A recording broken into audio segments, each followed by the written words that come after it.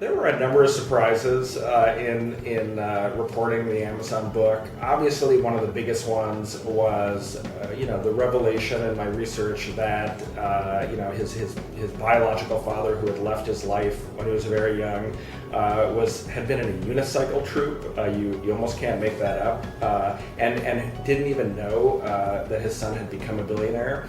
But the one that actually sticks out, Amazon is sort of famously secretive, doesn't really respond to a lot of criticism.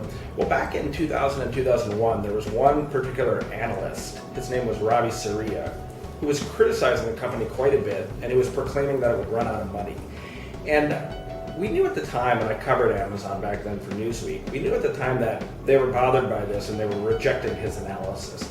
But I actually discovered in one press release that came out in 2003, right around the time when Amazon was becoming profitable.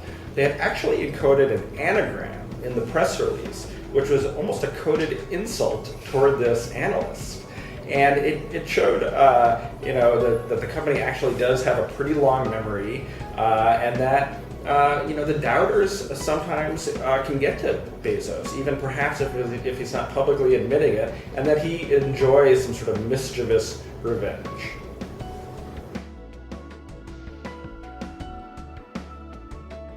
When I work with Jeff Bezos, I actually think that might be thrilling. He is someone who demands the very best from all his employees. It's a pace of work that a lot of employees are attracted to, and others are not. A lot of employees at Amazon go and leave the company. Within 1 or 2 years, call it an extremely tiring experience, but it's memorable for everyone. Every veteran of Amazon calls those the most eventful years of their lives, and so I think it's probably a pretty singular experience to work for Amazon and Jeff Bezos. The sales tax issue, it really does start with the customer, and there are little things.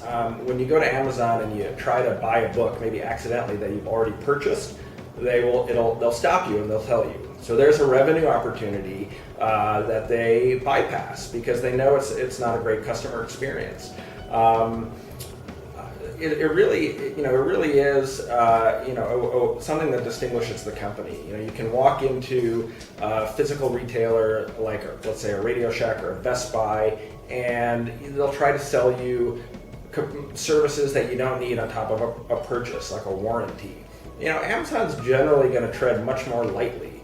Because sometimes things like cell phone insurance are not great deals for customers. Ultimately they're kind of wastes of money, and the company has actually built a service that's pretty friendly to consumers. Not only in the way Amazon kind of treats its customers, but also in the fact that there's all this grassroots customer review on the site, so you can go and actually get good advice from your fellow shoppers.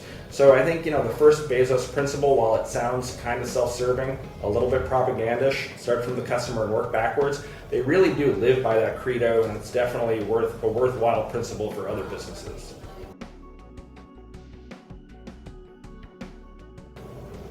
It's hard to select kind of just one future area of expansion for Amazon. It's one reason why I called the book The Everything Store. What is its next venture? This is a company that is expanding in almost all directions, to the delight of some of its customers and to the horror of its competitors. It's expanding internationally. It's developing new types of hardware. I think we're going to see a set-top box from Amazon soon to connect to our televisions and to bring Amazon Video, into our living rooms. We're going to see a phone from Amazon in the next year to compete with the iPhone and with Android phones. We're going to probably see the continued rollout of new product areas. This year alone, Amazon has added more high-end apparel. It's added art. Art not being something that you would typically think is as easy to sell online, but it's the everything store, right? He doesn't believe there are any natural limits to what you can sell online.